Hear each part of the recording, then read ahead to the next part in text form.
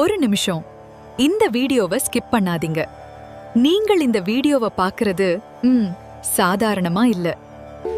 இது ஒரு சக்தியின் அழைப்பு. உங்கள் வீட்ல டிவைன் பவர் அதிகரிக்க வேண்டிய நேரம் வந்துடுச்சு. சில வீடுகள்ல போனா ஒரு பாசிட்டிவ் எனர்ஜி ஃபீல் ஆகும். அதே சமயம் சில வீடுகள்ல ஏதோ ஒரு ஹெவினஸ், டென்ஷன். ஏன் தெரியுமா?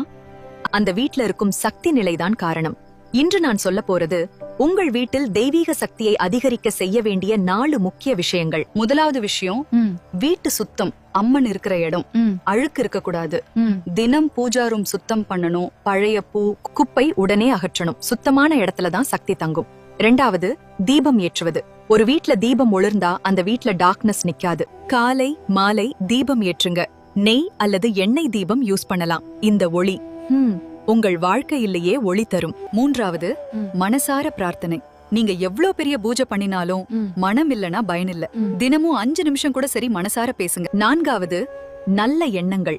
ஒரு வீட்ல சண்டை, கோபம், நெகட்டிவ் வேர்ட்ஸ் இருந்தா அந்த வீட்ல சக்தி குறையும். நல்லா பேசுங்க, பாசிட்டிவா நினைக்குங்க.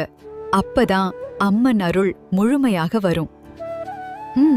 இந்த 4 விஷயங்களை நீங்கள் ஃபாலோ பண்ணீங்கன்னா உங்கள் வீட்ல அம்மன் சக்தி அதிகரிக்கும், கஷ்டங்கள் குறையும், சாந்தி வரும். இந்த வீடியோ உங்களுக்கு பயனுள்ளதா இருந்தா லைக் பண்ணுங்க, ஷேர் பண்ணுங்க, சப்ஸ்கிரைப் பண்ணுங்க. அம்மன் அருள் எப்பவும் உங்க கூட இருக்கட்டும்.